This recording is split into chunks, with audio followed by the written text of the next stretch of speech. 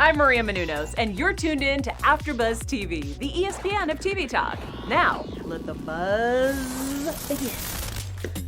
That's right. It's the Monday Night Raw After Show, exclusively part of AfterBuzz TV Wrestling and Sports. You know, AfterBuzz TV is ESPN of TV talk, and I wonder if ESPN say if they're the AfterBuzz of sports talk. We have no idea. My name is Flobo Boyce. I'm so glad you're here, locked in with me today. We got the champion Drew McIntyre, some champions, my girl Bayley, and a brand new championship belt in the United States title. We're talking about all of that today. But before I do, I have to introduce my all-star panel. Introducing first, she is from San Diego, California, known as La Profesora. Give it up for Leslie Colon. Yes, that is me. I am back. Did you guys miss me?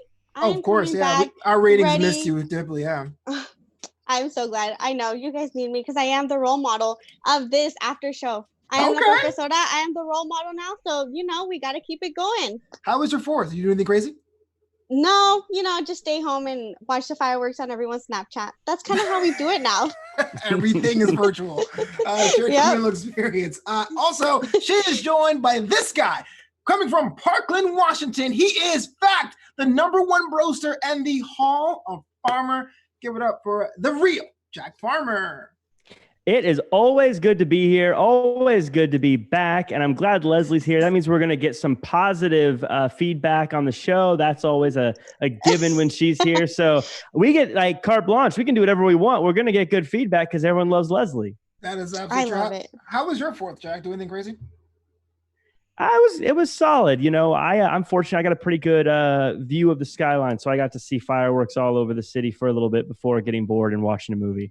Probably hanging out with Elon Musk and President Kanye. But thanks for everyone in the chat hanging out. Dangam Q, Haywood Wong, Joseph Boza, Dylan Matthews, I think he's on his way over there, and Rye Guy in the booth and in the chat. Make sure you hit up Rye Guy and tell him he looks fantastic, even though you may not even see his face. Monday Night Raw tonight has a lot of storylines going, but the #1 storyline for me, personally, even though it's not the biggest, is that we have a brand new United States title champion. We don't really know. It's kind of gray area there. I want to start with you, Leslie. Thoughts about the new United States title and the fact MVP has claimed himself to be the first ever champ? First of all, it's beautiful. Second of all, when did MVP become #1 contender? All of a sudden, this is where I'm confused. He says he's loyal, but yet now Bobby Lashley's put on the back burner, and now it's MVP who's going after the championship. What is happening? How is someone going to lead someone yet take away his opportunity? Lead by example. I don't know. Yeah, there's something fishy going on. I'm not buying it. But I know Jack loves MVP, and MVP is the biggest thing for him, so I know he's going to disagree with me. Jack, thoughts about the title and MVP being the first ever champ? First of all, I love this new title. It took a second to get used to because we've had the other design for so long, but I love how this new title is a perfect mix of old school and new school. It feels like an old title, but it's got the newer font on it. So I think it's a great title. I think it looks beautiful. I think it looks amazing. As far as being the first champion, I think he meant he was the first to hold this version of it, which I guess is true because he unveiled it. So the question for me is if he defends it and if Apollo Crews beats him, which title does Apollo Crews keep? Because if he takes MVP's title, he kind of admits that MVP was the real champion, right? That does like a mood situation, how he's a TNA champion, even though there's an Impact championship. But I don't know about that belt. I'm on the fence, and I really want to talk this out just a little bit because I know on one hand, when they debuted the Intercontinental title last year, my biggest gripe with that belt, I said, hey, that belt looks great, but doesn't quite match United States. It looks like one is cartoony, one's super real. What we have now is a more real, there's eagles, there's red and white, there's like, it's American AF. I get that. But what I'm saying is the having the giant championship across the middle, is that kind of amateurish maybe? No? I like it. Yeah, I don't mind it either. Okay, I think it's fine. I think we were just so used to seeing that old championship that I felt like it was time for them to give us something new. I feel like the titles have changed so much in the past couple of years where they've changed completely, where they're even more shiny. They look even more appealing to me, at least. So I think it was probably time for them to get a new United States title because now it's really important, and especially now that they're giving like Apollo Crews an opportunity and we're seeing like all these different types of guys, why not make him hold like a really nice championship? And I guess he'll hold it at some point. We have no idea. But Lashley got some work in there as him and MVP had a match against Cedric Alexander and Ricochet. I guess coming to the aid of Apollo, who wasn't even in the building tonight. The match was pretty quick, right? But what happened afterwards? Cedric Alexander getting the talk from MVP. Leslie, do you want to see Cedric cross over to the dark side? Of course not. I love Cedric Alexander. I love Ricochet. I was so happy to see them. But why? Why? If he's just going to take your opportunities like he's doing with Bobby Lashley. You can't beat him, join him, Leslie. Is that what's going to happen with the Monday Night Messiah too? No, that's not happening either. So, no, something fishy. These guys are smarter than that. Bobby Lashley is just being put on the backside as well because MVP wants all the light on him. So, I'm not buying it. I don't buy MVP as a leader. Well, hold on. So you go out there to defend your boy, and you just get beat down. I mean, you're the one who gets pinned by old man MVP or even Lashley. Lashley pins you. Bam. You're in the back. You're feeling yourself. You're like, oh, my ribs. And the guy's like, here's an opportunity. That guy just beat you down. There's a spot open on this squad, and he's going to say no? Why not glow up? Is it a glow up, though? That's my question. Is it a glow up? Jack, I want to ask you that. Yes, it's a glow up. It's a huge glow up. Look, first up, when Lashley had MVP as a manager, did any of us predict that Lashley would be the one putting the title on MVP in the ring one of these times? But it doesn't make sense. MVP is the hardest working man in all of wrestling. He is managing, he's wrestling as a champion. He's managing, he's also recruiting people. And listen, if you have any doubts about what Cedric should do, if you're like, hey, you want to be a good guy, don't sell out. Who was there checking on the injured Cedric? I didn't see Ricochet around. I didn't see Ricochet going, hey, man, are you okay? You really got hurt out there. Where was Ricochet? He was out doing whatever he does whenever he's not in the ring, fighting crime, being a superhero, whatever he was doing. He was too busy for the guy that had his back merely moments ago. But who wasn't too busy? A guy who he should be defending his title. He should be managing talent. He should be running the VIP lounge. But no, he said, Cedric, I'm going to make time for you. I'm going to help you. I want to make you better. Yes, Cedric should listen to MVP. MVP is the only friend he has right now. I can't believe that in 2020, we're saying that Ricochet is holding back Cedric Alexander. What? Or that MVP is the star that we need to be looking at right now. No, I believe that part. That makes sense. I mean, come on. MVP, he's amazing, Leslie. Why not? I don't know. It just doesn't make sense to me. I feel like a couple months ago, we were like, why is he even there? Yes. I was never that way. I popped hard in Royal Rumble. I'm like, Edge who? MVP. I'm all about it. I don't know. There's something fishy going on that I'm not buying it. So I guess we'll just have to wait and see. Maybe it'll grow on me. Maybe I'll join your crew. I'll join the dark side eventually. But as of right now, I'll just watch. I'll watch and see what happens. So just a follow-up question. Just say Cedric says, okay, MVP, I see the light. MVP, Bobby Lashley, Cedric Alexander. Is that the unit? Is that the stable? Or is there room for one more? I mean, that's the unit. You have so much talent there. I feel like the one thing I will give to MVP is that I've never been more impressed with Bobby Lashley since he joined him. So Agreed. Bobby Lashley has been super great in all his matches. Like, I believe in him now. More than I never even believed in him when he was with Lana. I mean, that's obvious, but now that he's with MVP, it's like, dang, he can wrestle so good. Dang, he's beating up people. Dang, he can even talk on the mic. I'm like, who is he? So okay, like, who is he? Yeah. Okay. So, Jack, what about you, man? MVP looks like he's having a stable. He's like has a talk show. He's a quasi general manager. He's like recruiting guys left and right. Who's left? Who needs to be stepped up into MVP circle? I always like adding people. I think the more the merrier. That's why I was always an NWO guy. I say, sure, bring in more people. Every person that MVP interacts with does better. So let's bring the whole roster on. I think it's great. Who wouldn't benefit from what MVP is doing right now? Plus, I feel like they have way too many of these like 3-person teams right now. You got to shake it up. You got to have the big one, the dominant one, the one that's going to control things. I think MVP stable is the one to do it. And I think add a few more people. Who cares? Add 1 or 2 or 3 or 4. Okay. Wow. Okay. Let's add everybody. You're gonna have MVP Sure. 2000. Before Yeah, we move too on, sweet. before we move on to our next topic, Leslie, can you tell the world a favor? They can listen to this AfterBuzz show and other AfterBuzz shows on this and other networks. Of course, since everyone has to give positive feedback because I'm on the show and I'm joining these guys, make sure you give us 5 stars on iTunes. Not 1, not 2, not 3, but 5. Cinco if you don't understand English. And also make sure kind of you late, like Leslie. us We're like 10 minutes in. Yeah. What? We're like 10 minutes in the show. We can't understand English. And okay, never mind. Well, anyways, I'm trying to give a lesson here because I'm una profesora. So, guys, make sure you like us on YouTube.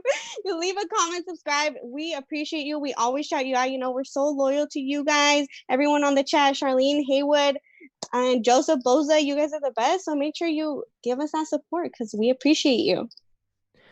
Wait a minute. You're La Profesora. We got Flobo is Primo. What's my nickname? Guido. Guido? Guido. That must mean great. Yes, it yes, does. It does. Because you can say a lot of words. Like, what's your favorite one to say from the Rey Mysterio song? Booyaka. And the other one? Pueblo. There you go. Okay, it actually happened, guys. Let's move on to the top of the show here. Our WWE champion gets in one segment and disappears. I'm kind of surprised he didn't have a match in that kind of good, but he did have a match against Heath Slater. What? The free agent, the one person we thought was released in the April cutoff due to the COVID-19 pandemic, shows up, brought up by Dolph Ziggler with his mind games. The match was short, I guess. Jack Farmer, walk me through this. We all know Drew McIntyre just starving for some opponents, and Dolph Ziggler seems like to be a stopgap measure. But 1, was it cool to see Heath Slater? And 2, would you extend this feud longer than a month? The feud between Drew and Dolph, or Drew and okay. I look. No, I think it's a 1 month thing, and we'll probably talk about that in a little bit. But my reasoning in just a little bit. But I think it's great. He's a great opponent for Extreme Rules, the kind of middle pay-per-view that's not supposed to be the big show. It makes sense. It'll be a great match, whatever the stipulation is going to be. Something that stood out to me that Stephanie Hypes said on Twitter, a friend of the show, Stephanie Hypes, she had mentioned, it kind of seemed weird for someone I'm supposed to be cheering, Drew McIntyre, to just beat up a guy who just lost his job, is supposed to be his friend, didn't get help. It seemed like a weird person to have. It was great to see Heath Slater. I thought his promo was great. Yeah. It just seemed weird. It didn't seem like I wanted to cheer Drew McIntyre for that. It made him seem like a jerk. It didn't bother me. Maybe I know what Stephanie was saying. It's like, on screen, it's kind of like, hey, he's a good guy. He's supposed to be like that. But like from the whole comic book standpoint, I've seen like mirror matches. I've seen like, you did this to me, and having the superhero be reluctant, having to dispatch you very, very gently. You know what I'm saying? So that was totally fine. But no, but a question I have for you, Jack, follow up though. You said the reason the match was kind of difficult. Would you have brought back Heath Slater in this capacity? Did it work? Did the segment actually, was it entertaining? Did it work for you, or just not? Did it miss? I'm torn on it. I think everyone performed it great. I think, like I said, I think that was the best Heath Slater we've seen on a microphone in a long time. I think he came across amazing. I think Dolph Ziggler came across good as the chicken that didn't want to actually get in the ring with Drew McIntyre and wanted to play some mind games. I think everything did what it was supposed to do. That said, it didn't really feel like it was that important either. I mean, not every promo needs to be important, but it just, it doesn't seem like it really fit in. You know what I mean? I don't feel like it had anything to do with what was going on in the build to this match. I don't know. So I guess it didn't feel necessarily important. Everything was played well, but I don't know if it was really that important of an actual beat in the story. Fair. Leslie? Yeah, I have to agree with you. If anything, I was more confused because over the past couple of weeks or months, we've actually been seeing so many wrestlers who WWE announces that they are fired, yet they come back. So if anything, it's more confusing to us as fans. It's like, Are they fired? Are they coming back? Do we know, where are they with the company? So if anything, I'm more concerned in that aspect, especially because it's so real. And his promo was I felt that when he's like, I'm actually fighting for my 2 daughters, not the million kids that people think I have. So the promo was it was just confusing. If anything, I felt like it was more confusing to us as fans to watch that, where I was, if anything, more excited to see Dolph Ziggler announce the stipulation for the match. Like, that's what I was looking forward to.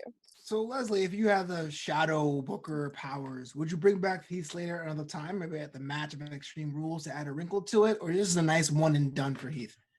No, for me, it's sad to say, but like a one and done, because I felt in this storyline, we've had such a good connection with Dolph Ziggler and Drew. So to kind of bring him in the mix, it's confusing. Unless you're going to do with Jinder Mahal as well and then bring the whole 3MB thing together, then I feel like it would make more sense. But right now, it's like, it was kind of weird timing. Not now. Unfortunately, Jinder is injured, but Jack loves his stables. He just loves more and more stables. I know. It's going to be like SummerSlam 97, like Los Barricos versus stables of Black. I think 3-man band should become like one of those 10-person ska bands or something. What are a 10-man band? It's like marching down the street in New Orleans with all the trumpets and drums and everything. They're a crew now. It's crazy. So weird. Like, I mean, a honky-tonk gimmick or what have you. But Jack, I'm here chilling on the show. I'm drinking this coffee. I'm feeling myself, man. Thanks so much for sitting over that good roasters, man. I appreciate that. Yeah, no problem. And I appreciate you mentioning that, because I've always been a coffee fan. I've been drinking coffee my whole life. I grew up in one of those kind of blue collar households, though, where you drink your coffee every morning, but coffee's supposed to be this bitter, disgusting kind of thing you grit your teeth through. And it wasn't until I tried Broasters from www.thebroasters.com that I realized that you can have really good coffee and get your day going off with a great start with stuff that tastes amazing. I actually just finished a pack of the Russo Bro coffee myself, and I already have got some more in the cupboard ready to go. I got a different flavor. I'm going to reveal what my next flavor is on the AEW Dynamite show on Wednesday. That's a tease, ladies and gentlemen. But do yourself a favor. Go to www.thebroasters.com and order yourself some coffee today. Tell them Jack sent you, and enjoy your mornings going forward. Go big or bro home.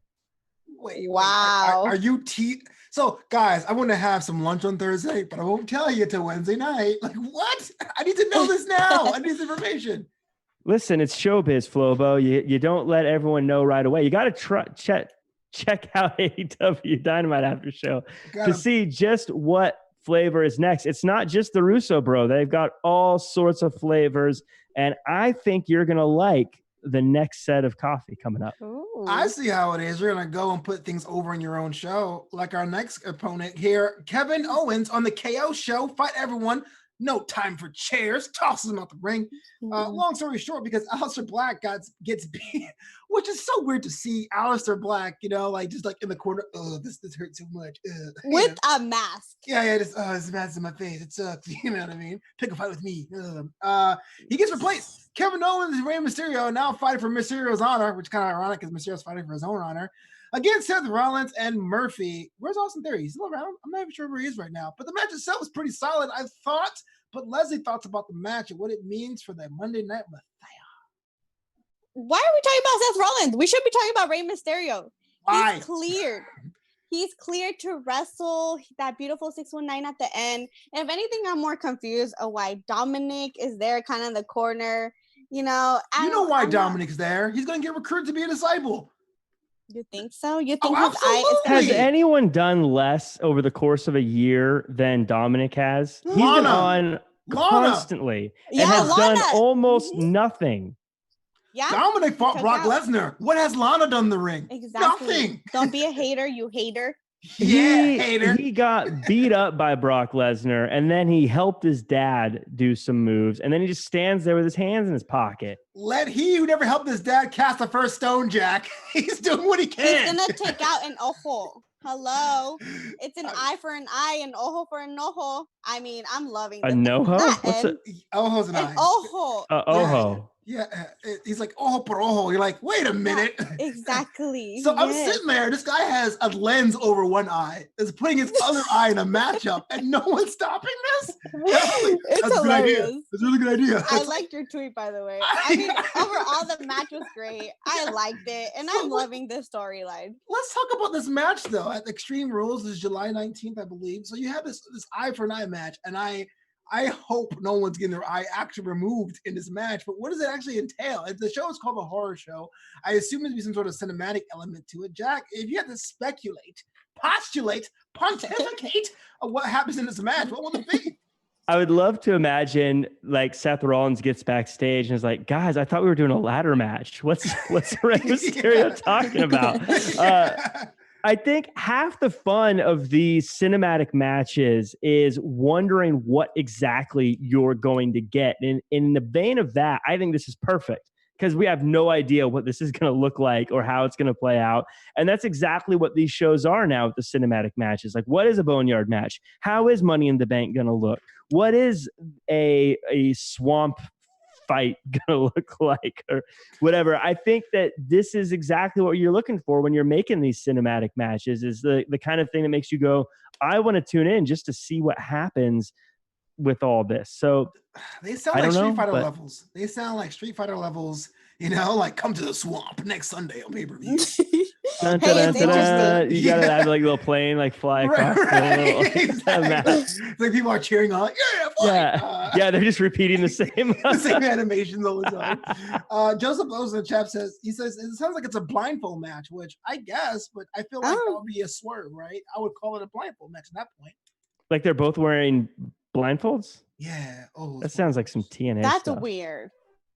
Well, yeah, it's a comedy match, I think. I feel like the winner's just gonna take the opponent's eye out. That's pretty much probably what it is. It's PG rated, Leslie. Damn, you bloodthirsty. I mean, this take his eye out. Mysterio, it's gonna be like something similar to something's gonna happen like that.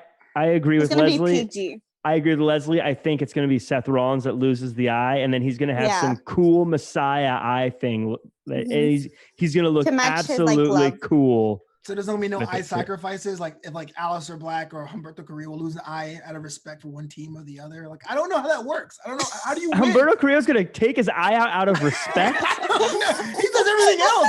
I've never respected anyone in my life that much. Not even close. Here's a guy on the roster who could be a fighter. He's like, I'm doing it for Rey Mysterio. Are you doing everything for Rey Mysterio, bro? Yeah, maybe Rey Mysterio needs to do some stuff on his own. Have you ever thought about that? Yeah, sending his kids out, his friends out. Aleister Black took a beating today. Dang it, I think Mysterio's the bad guy. Mysterio is the hero. He is. You guys are the bad guy. He's throwing his kid in the way of every dangerous person he comes across. He's like, Dominic is an adult. He's like Brock Lesnar. Dominic, get in the way. Seth Rollins taking eyeballs. Dominic, get in the way. Aleister Black, took his beating. Wear this mask. They might think it's you. They think it's me. You guys are Mysterio horrible. is the bad guy. I can't believe this. No, he's not. Wow. Yeah, Look, man. this is breaking. This is breaking news. I think we figured it out. Mysterio is the jerk. He hasn't done anything. Right. What is he doing? How did he get down to San Diego? Who knew? I bet his eye doesn't even hurt. I think he's just playing it up like one of those 80s villains that wears the neck brace for 6 years. Or Cowboy Bob Orton with his arm brace. Yeah, his eye patch is this generation's version of D-Lo's vest. That's what that is. He probably gets cable in that thing, man. I don't know. Hey, there is a point though. Joseph Boza just said something. He's like, all this to get Dominic in the ring. It's pretty much true. We all know that this is probably the reasoning for all that. Okay, so in all seriousness, though, we talk about how on other shows, especially NXT, talk about how WWE has the embarrassment of riches, right? That they can let go 20 to 40 people and still have good content in all three brands. Is it right for Dominic, though, to start on the main roster, knowing full well there's a whole path of NXT and like building up your own character there, just because he's Mysterio's kid?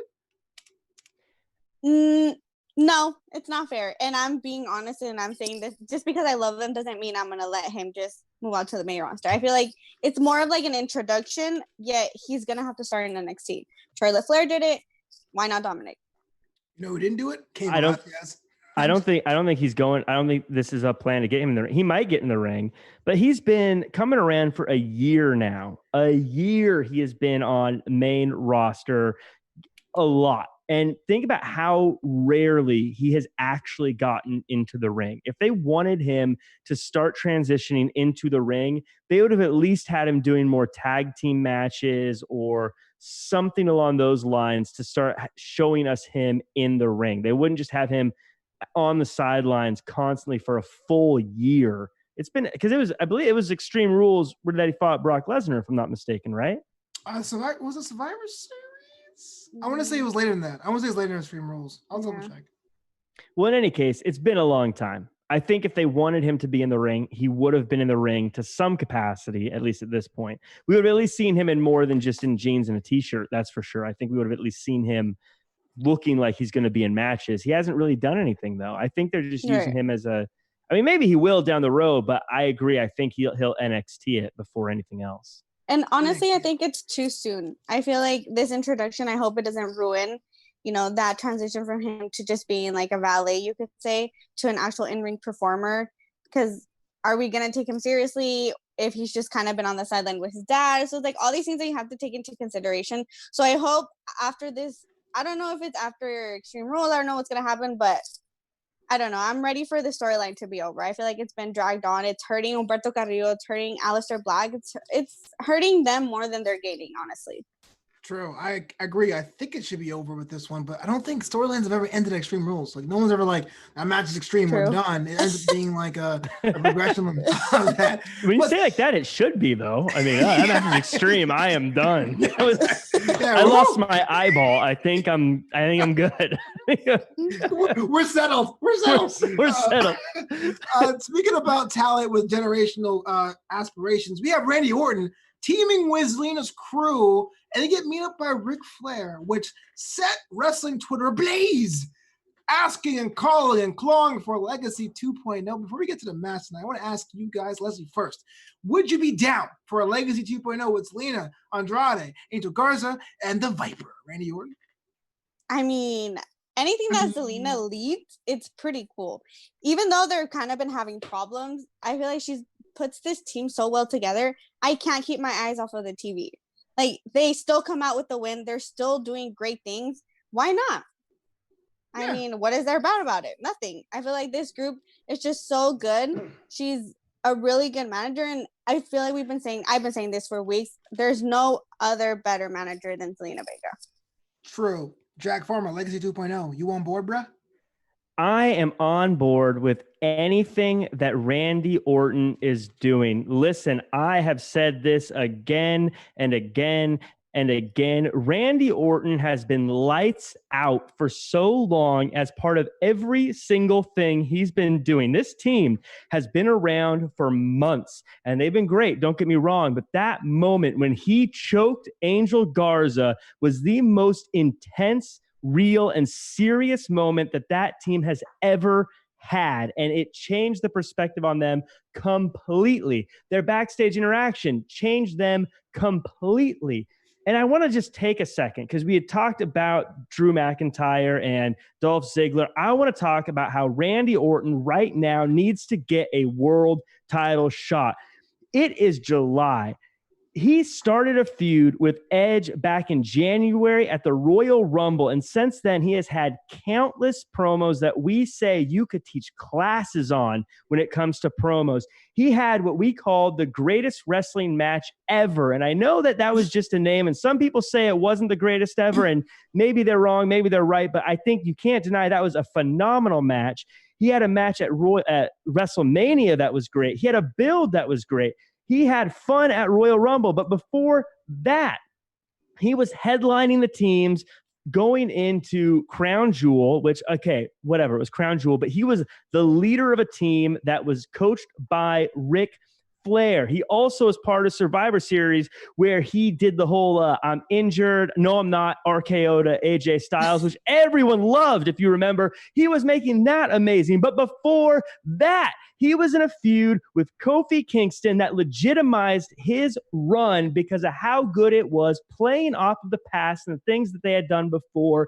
It was a show-stealing feud. And before that, he was in a feud with AJ Styles, if you remember, the AJ Styles feud, where they were going back and forth about, I've been here my whole career versus I've been out in TNA in Japan. You're just the indie guy. I'm the WWE guy. And we ate it up and we loved it. And it was one of the greatest feuds going.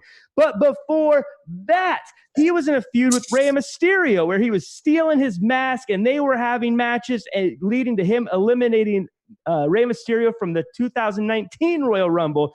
But before that, he was in feuds with Jeff Hardy that was playing off of what they did back in Backlash of 2018 for when they feuded for the U.S. title. What I'm trying to say is Randy Orton has been absolutely amazing nonstop for 2 years, and it's time to put the title on the guy because he is lights out constantly.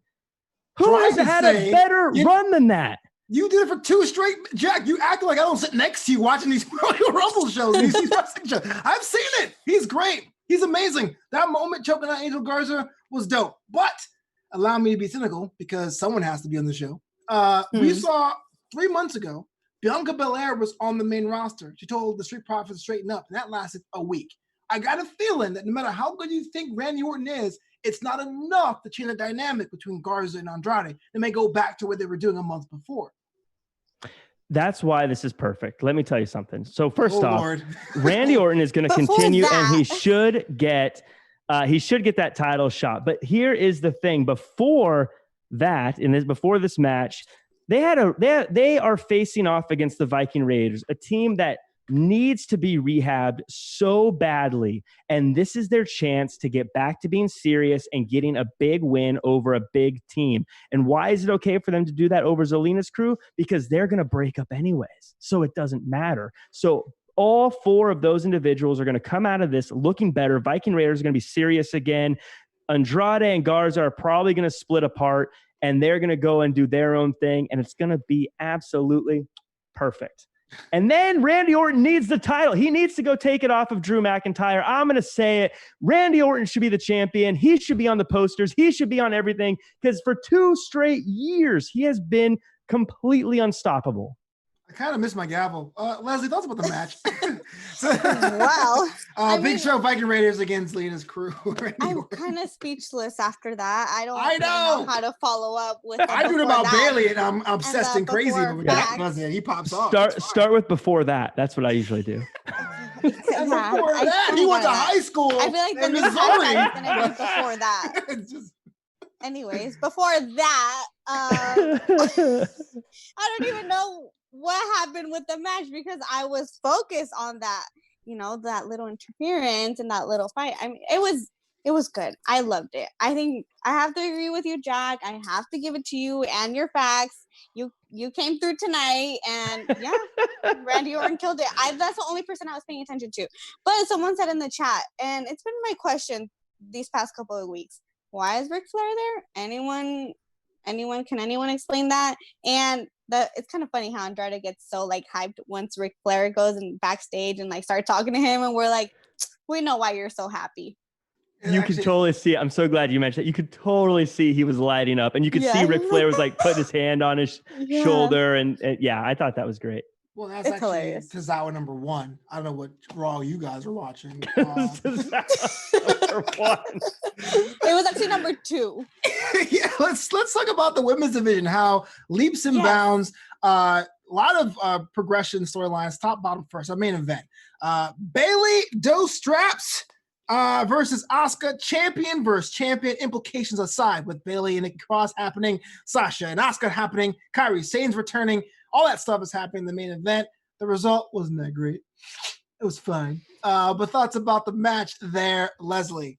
Oh my gosh, entertaining.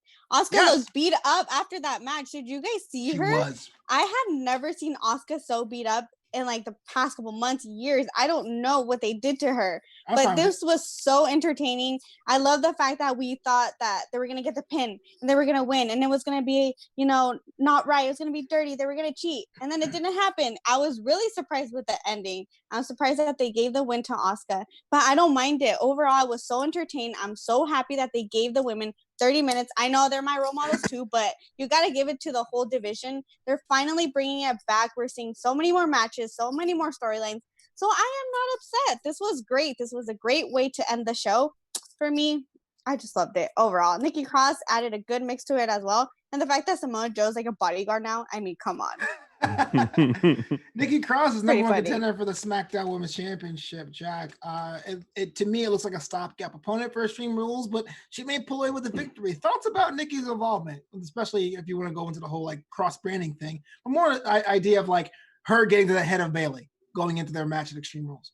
I thought it was fun. I liked it. I think having people on commentary, I don't get bothered by them crossing brands if it's just to come say something on commentary, especially given the tag team rules with them bouncing around back and forth on brands. So I thought that was fine. I thought it was fun. It added a fun dynamic. I thought Bayley's reaction to Nikki Cross on the other side of the glass was pitch perfect. It was great. So I liked her being there. I thought it was great. And I think, man, the women's wrestling is just dominating the WWE right now and is doing so much good stuff. And it's funny, you mentioned that Nikki Cross is a stopgap, but I got to tell you something. Bayley feels like right now she is so far above everybody else. I can't think of anyone outside of Sasha Banks that wouldn't feel like a stopgap. Even a return? Point. Not counting returns. Returns are different. I mean, as far as active competitors. Fair enough. Obviously, if like Charlotte or Becky came back, that's a different story. But Shayna goes to SmackDown. As far as who? Shayna goes to SmackDown, for example.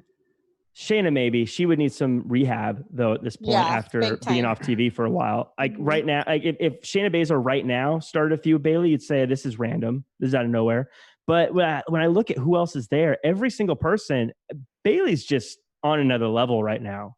Between every other female on the roster, she is top of the class right now by a long shot. I think. I never thought I would hear him say that. Yeah, I sat through a whole Randy Orton retrospective to get to it, but I'm so glad he put over Bayley today. The match is she looked great tonight too. Her makeup is doing much better. I think she's evolving with this look. It took me a little bit to get used to it, but now it's working, girl. It's working. It was weird because you were saying she looked good. I was like, oh yeah, she walks her ring pretty forcefully. Oh, makeup. I have no idea. I can't. Bye. I had no say on that one. But also before that, we had the return of Kairi Sane, which, and while that happened, there was a bit of a rumor swirling about whether Kairi was coming to help out Asuka or Io Shirai. But hey, Kairi Sane, I love her. I've always have been since day one. Sorta. I like her return. Even though there's even more rumors out there that her contract may be up. But it was cool to see her tonight. Thoughts about the return of Kairi Sane and Jack Palmer? I thought it was great. I think, they did a lot of teasing us with the whole, they took her picture off of the advertising for those that follow all that on Twitter and everything. And then they said, she said, I have a secret partner that's going to be here. It wasn't a splashy return. Like it was kind of who you'd expect to be the person to back up Asuka, but Kairi Sane is so lovable. Let me ask you guys, is Kairi Sane the most lovable character in the history of WWE? I don't remember anyone else that I've just been like, I don't care what she does. I love her. She's great. Is there anyone else that has that same factor the way that Kairi Sane does? I feel like if you go full bore into being a pirate, then you've earned it. You know what I'm saying? Like it takes some kind of person to be like, yes, I am a pirate. And that's fine. Yeah.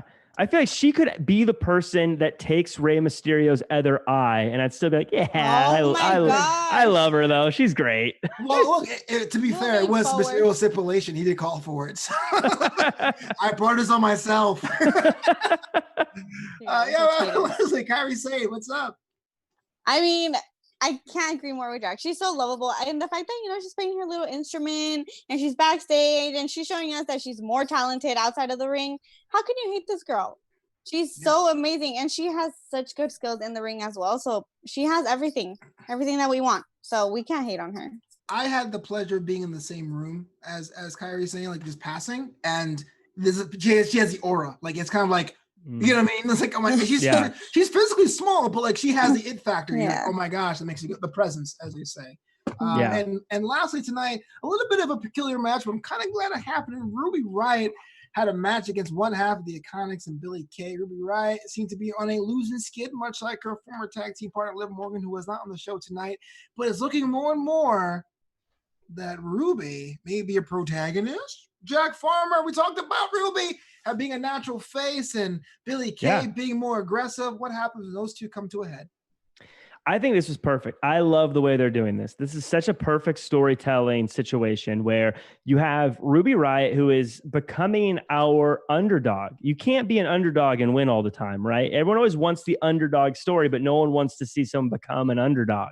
This is how you become an underdog. You lose a few matches, and on the way, they are completely, I keep saying the word rehabbing. They're rehabbing the Iconics. They're giving them wins. They're building them back up at the same time. I think what's going to happen is Ruby Riott's taking her L's, and then Liv Morgan's going to come and save her. And now you're going to have two tag teams in the women's division that are great, that are awesome, that are going to really buoy that division. But man, Ruby Riott is a different level as someone to cheer for. I always thought she was kind of she's okay as someone to be a villain, to someone to boo, but as someone to like love, as someone to enjoy, as someone to be like, I like this character, she's great. She's a different level. I think if I always use the buy in stock analogy, if I could buy stock in Ruby Riott, I would buy right now. I think it's going to go through the roof. I think she's going to be a very big deal in the women's division very soon. Dylan Masters in chat says, since her return, Ruby Riott is 0-12.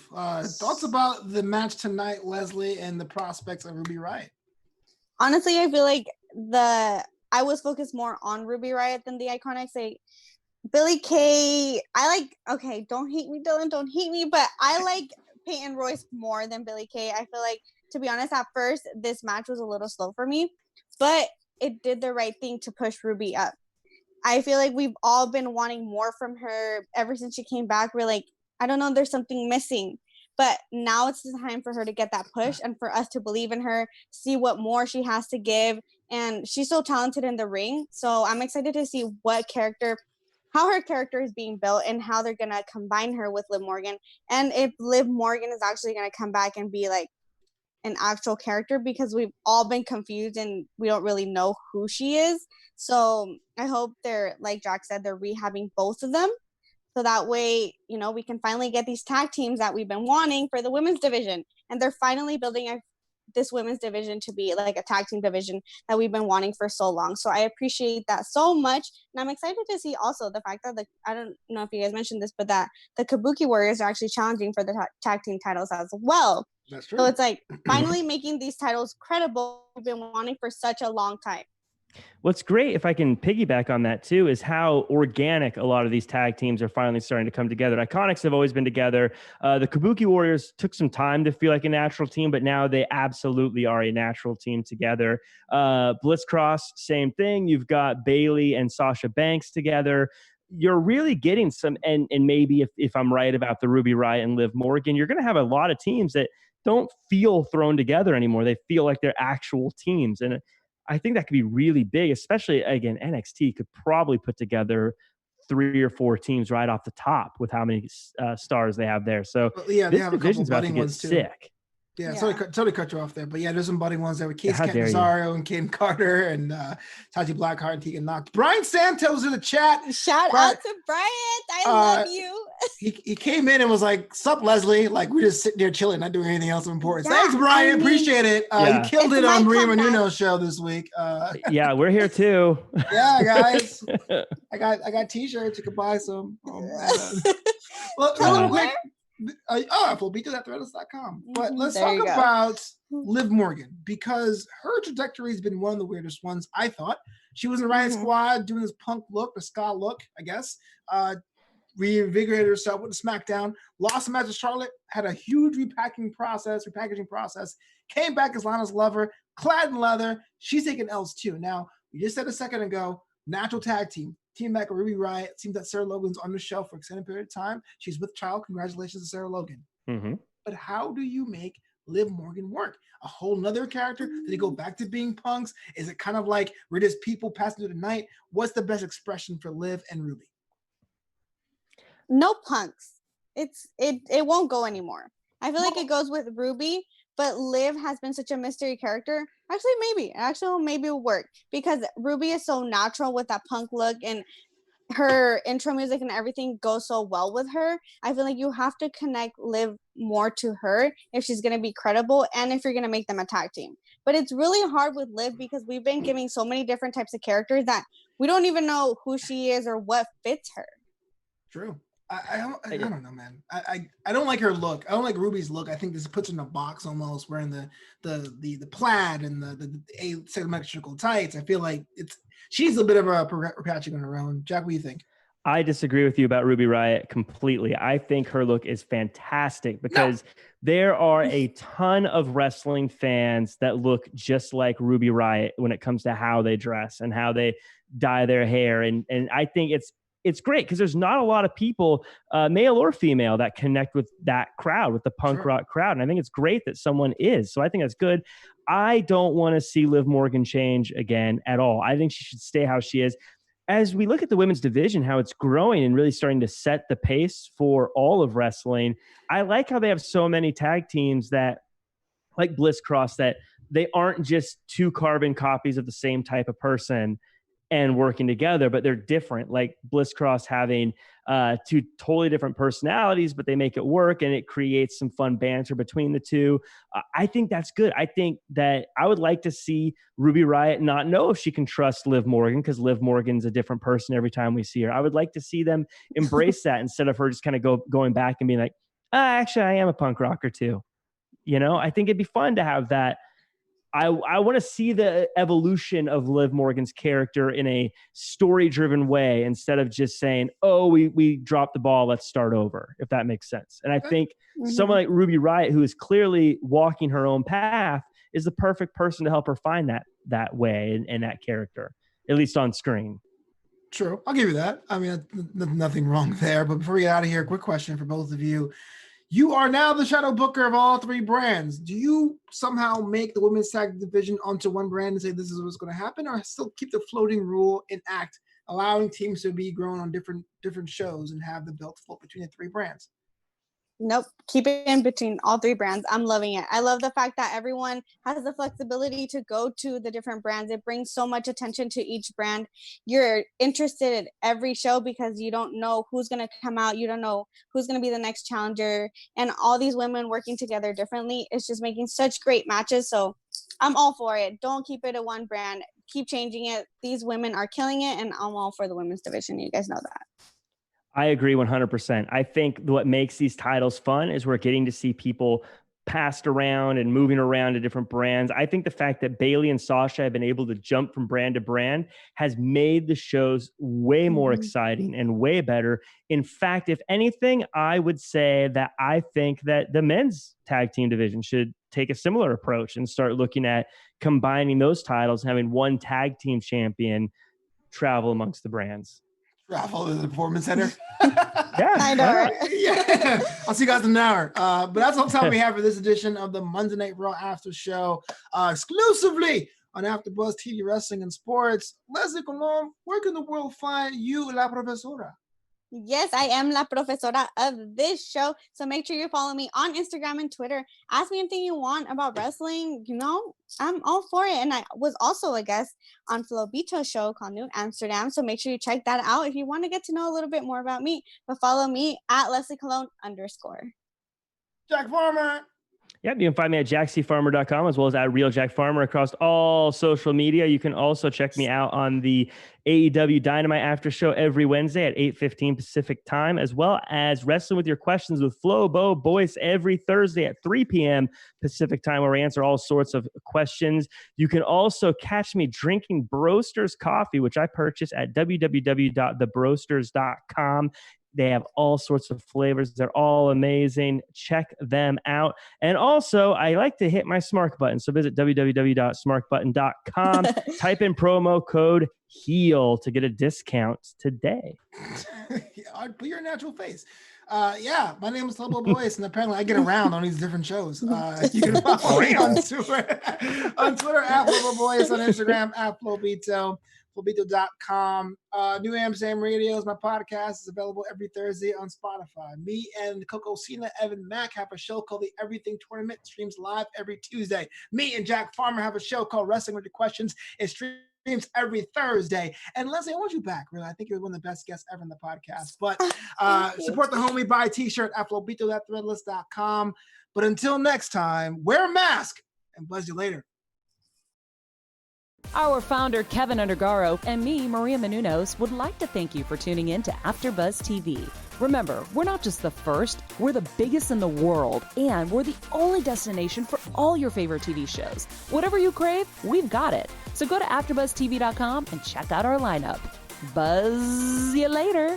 The views expressed herein are those of the hosts only and do not necessarily reflect the views of AfterBuzz TV or its owners or principals.